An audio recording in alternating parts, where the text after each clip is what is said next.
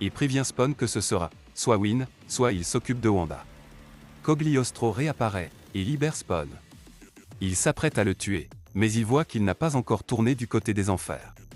Terry de son côté s'est infiltré dans le bureau de Wynn, après avoir appris qu'il avait fait exécuter Hal. Il a maintenant des preuves concrètes contre lui. Cogliostro explique à Spawn que maintenant il a le choix entre servir le bien ou le mal, mais que Hal Seamus est mort. Dans tous les cas, il doit abattre le clown. Il lui indique que les armes à feu ne serviront à rien contre lui. Avec une grande facilité, il active le costume de Spawn. En tant qu'ancien Spawn lui-même, il lui dit que son armure est vivante et peut créer n'importe quoi s'il se concentre dessus. Il n'est cependant pas immortel.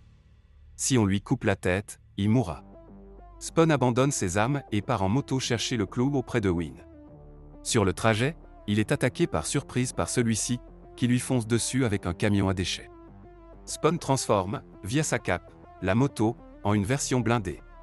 Puis finit par vaincre le clown, en embrochant le camion avec sa cape. Le camion explose, mais le clown est indemne, et s'envole. Il lui donne rendez-vous chez Wanda. Chez elle, Terry partage les infos volées aux médias, mais alors qu'il se retourne, il voit sa famille prise en otage par Wynn. Ils sont alors rejoints par le clown. Plus tard, Spawn arrive. Il découvre Wynn menaçant Wanda. Il lui dit de rejoindre l'enfer où il la tue. Spawn refuse et Wynn tue Wanda un sourire aux lèvres. Wynn le provoque et Spawn, dévasté, l'attaque.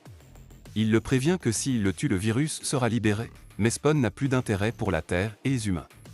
Les enfers se réjouissent de l'arrivée proche de leur futur général.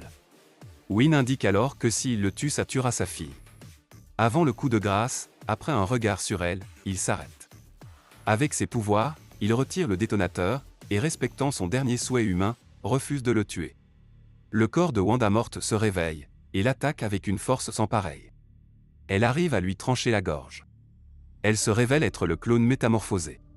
Il hurle à Spawn de tuer Wynn, mais il refuse. Wynn comprend qu'il a été utilisé pour certifier l'allégeance de Spawn aux enfers.